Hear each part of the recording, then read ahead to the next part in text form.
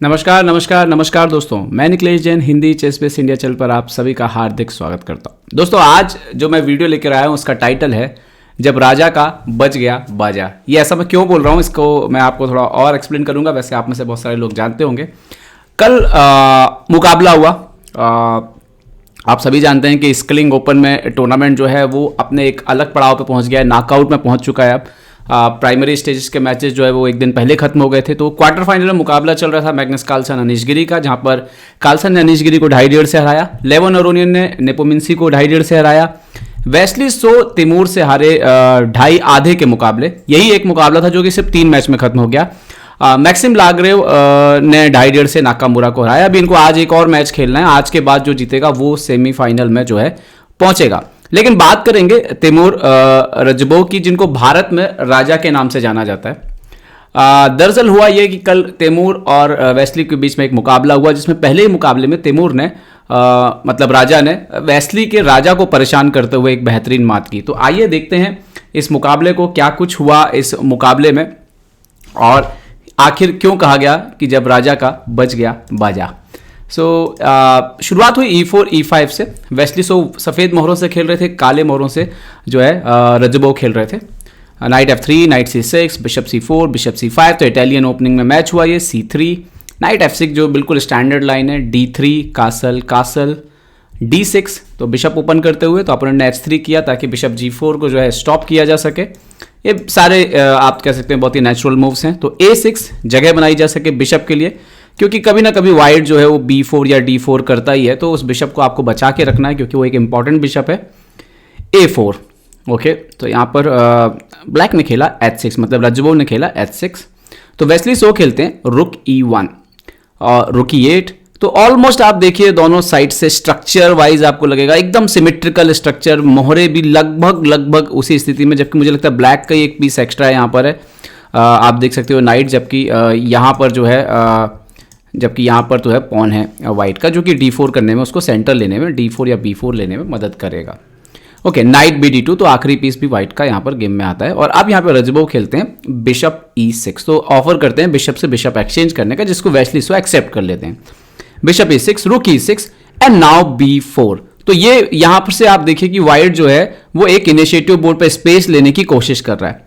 Okay, रजबोव ने जवाब दिया bishop A7। Now night F1, जो कि इटालियन का बहुत ही एक स्टैंडर्ड लाइन है कि नाइट को आप यहां से लेके जाते हैं, F1 पहले खाली करते हैं, रुक को शिफ्ट करके, और फिर ये नाइट G3 पे जाकर के इन दो महत्वपूर्ण स्कोरों पर जो है अटैक करता है। कई बार ब्लैक भी सेम रास्ता अपनाता है इटालियन में इस लाइन का जवाब देने के लिए। ओके, तो यहां पर रजबोव ने खेला क्वीन D7। दरअसल क्वीन D7 का आइडिया क्या है कि जल्दी से जल्दी इस रुक को गेम में लाया जाए, और अगर जरूरत महसूस होती है तो ये सेंटर से इस पोजीशन को ओपन भी कर सकते हैं। लेकिन ऐसा तभी होगा जब व्हाइट उनको मौका देगा। इसके बाद आप देखिए व्हाइट क्या खेलते हैं।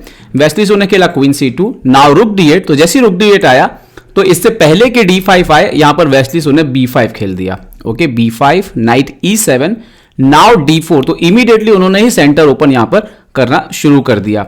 Okay, so now night G6, जैसा कि इटालियन में हमने इससे पहले ही बात की कि नाइट जो है इस तरफ शिफ्ट हो जाता है। Okay, night G3। तो ये सब कुछ यहाँ पर आप देखिए स्टैंडर्ड चल रहा था। ये रुक ही जो है वो थोड़ा सा अनप्लेजेंट पोजीशन पे है, लेकिन वो कभी भी वापस आ जाएगा। बट स्ट्रक्चर वाइज देखेंगे तो ऐसा कोई वीकनेस जो है वो आपको ब्लैक के साइड में इतना नजर नहीं आएगा। जरूर F5 के स्क्वायर नाइट के लिए यहाँ पर अवेलेबल है, बट वो सेम यहाँ पर ब्लैक के लिए भी, व्हाइट के लिए भी लागू होता है।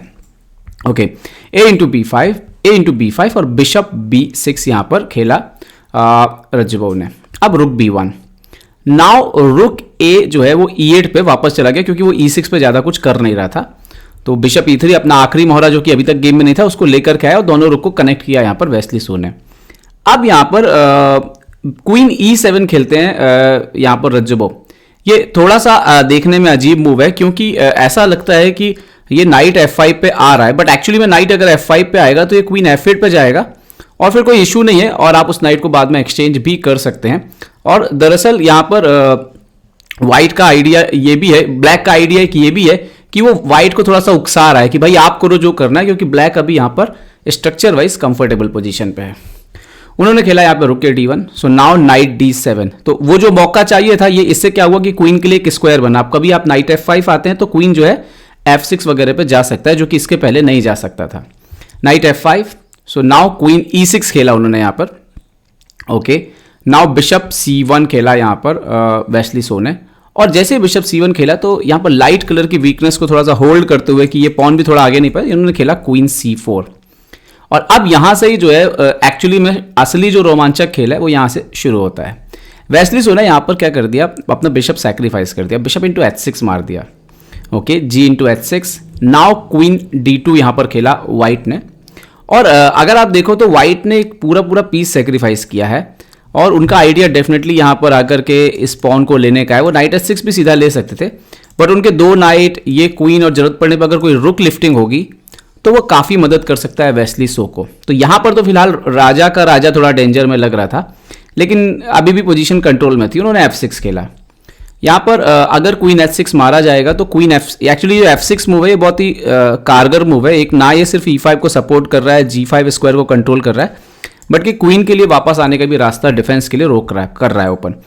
और यहाँ पर क्वीन H6, क्वीन F7 इस तरह से मैच हो सकता था, और नाइट H4 लाते, knight into H4, queen H4, queen H7, तो क्वीन G4, किंग G8। ये एक्चुअली में पीच डाउन जरूर है वाइट, लेकिन अभी भी गेम में जो है थोड़ा सा दम है, क्योंकि इतना आसान नहीं होगा ब्लैक के लिए गेम में आगे बढ़ना। ओके, बट यहाँ पर वेस्ली सो ने एक गलती कर दी। वेस्ली सो ने खेला D5। वो शायद किंग साइड अटैक करने के पहले सेंटर क्लोज करने की थ्योरी को फॉलो कर रहे थे, लेकिन ये जो बिशप अभी तक काम नहीं कर रहा था, स्पॉन के आगे आने से बिशप अचानक काम करने लग गया, और इसके बाद ही जो है वो सारा खेल जो है वो धीरे धीरे से राजा के पक्ष में आने लग गया, मतलब रज्जबो के पक्ष में आने लग गया। ओके, उन्होंने खेला नाइट FD8। अब ये क्या कर रहा है, इसने G6 को प्रोटेक्ट कर दिया। क्वीन कभी भी वापस आने के लिए अभी तो तैयार नहीं है, बट D4 का ये जो E4 का जो प्यादा है यहां पर भी आपको नजर रखनी होगी। इन्होंने खेला knight into H6, king G7, knight F5 check, king G8, knight H6, king G7। तो एक्चुअली में रज्जबो ने यहां पर इरादा जता दिया कि अगर आप ड्रॉ करना चाहते हैं तो आप ड्रॉ कर सकते हैं। Knight F5 check, king G8। अब यहां पर जो है, यहां पर अगर फिर से वो नाइट H6 जाते तो मैच ड्रॉ हो जाता, बट वेस्ली सो ने यहां पर क्या किया कि अपने मूव को चेंज किया, और अब वो दूसरे नाइट को भी गेम में लाना चाहते हैं। ये एक ऐसा मूव था जिसमें वेस्ली सो अपनी तो उम्मीदें देख रहे थे, लेकिन उन्होंने रज्जबो की जो आने वाली चालें थी उन पर ध्यान नहीं दिया। नाइट F4 सबसे पहले गेम में आता है। अब नाइट F4 के आने से क्या हुआ कि क्वीन जो आपके किंग साइड आ सकता था उसका रास्ता बंद हो गया। दूसरा एक और प्रॉब्लम जो होने वाला है, जैसे कि यहाँ पे मान लीजिए कि G3 वगैरह आप नहीं खेल सकते, क्योंकि knight G3 check, knight S3 check, king G2 और नाइट इंटू F2 भी पोजीशन पे आ जाएगा, क्योंकि ये बिशप अब ओपन हो चुका है। तो ये मैच एक्चुअली बचाना ही बहुत मुश्किल हो जाता है। तो उन्होंने क्या किया, यहाँ पर उन्होंने पहले नाइट G4 खेला, अपना नाइट गेम पर लेकर के आए। तो यहाँ पर रज्जबो ने अपना भी नाइट इंप्रूव कर लिया, नाइट H7। अब यहाँ पर फाइनली जो है, अगर वो किंग H1 खेलते तो भी गेम चलता। उन्होंने यहाँ पे खेला G3, और इसके बाद वेस्ली सो का जो राजा था दोस्तों, उसका सही में बाजा बजना जो है वो शुरू हो जाता है। सबसे पहले यहाँ पर रज्जबो खेलते हैं नाइट G5। अभी आप देखिए कि थ्रेट है नाइट F3 चेक, और क्वीन और किंग और इस रुक पे भी जो है नाइट फॉक आ रहा है। तो जवाब में यहाँ पे इन्होंने खेला नाइट H4 वेस्ली सो ने, ताकि F3 के स्क्वायर को कंट्रोल किया जा सके। और अब शायद उनको यहाँ पे उम्मीद नहीं रही होगी, बट यहाँ पर वेस्ली सो ने मूव खेला, यहाँ पर रज्जबो ने मूव खेला किंग F7। अब ये किंग क्या कर रहा है, दरअसल किंग अभी तक यहाँ पे वीक जोन में था। अब किंग जो है यहाँ पर सेफ जोन में जाना चाहता है, और यहाँ पर जो है वो रुक के रिप्लेसमेंट जो है वो होने वाले हैं, और ये जो है ये वेस्ली सो के लिए मुसीबतें जो है बढ़ने लग गई यहाँ पर।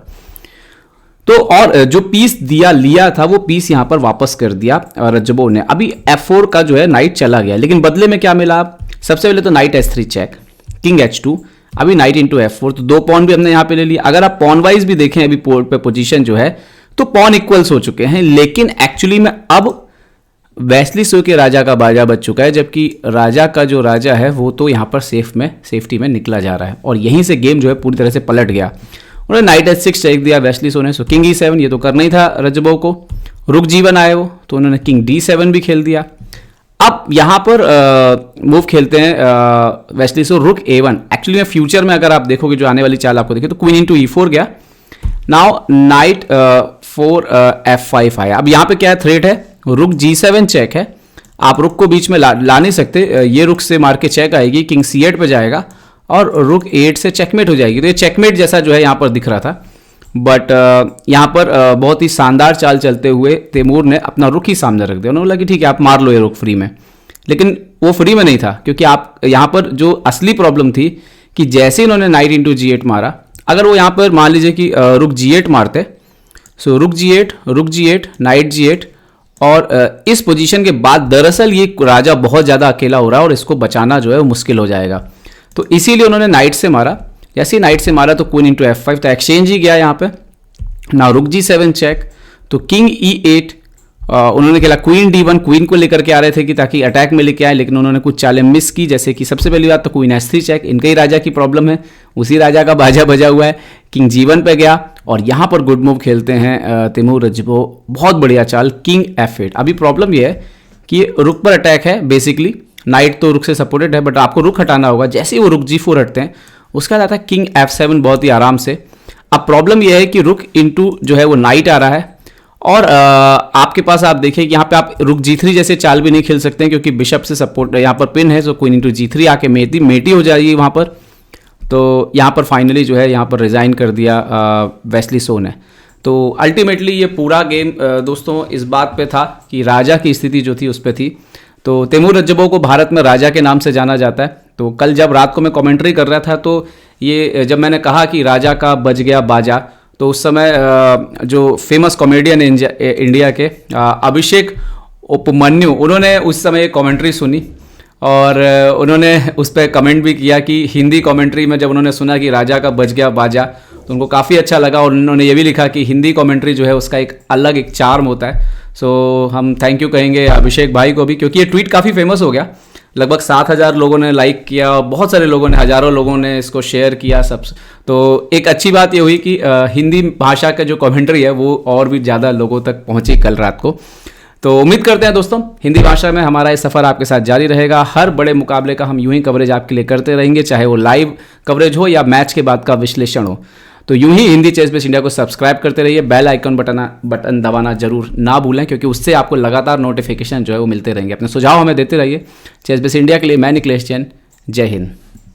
तो उम्मीद है आपको हमारे वीडियो पसंद आए होंगे। अपने सुझाव हमें जरूर दें, और याद रखें शतरंज की हर छोटी बड़ी खबर के लिए जुड़े रहें चेस बेस इंडिया चैनल से। जी हाँ, चाहे वो खिलाड़ियों के इंटरव्यू या फिर वो खेल का विश्लेषण, चेस बेस इंडिया हमेशा आपके लिए खबरें लाएगा सबसे तेज सबसे जल्दी। सब्सक्राइब करें Hindi chess base India channel को।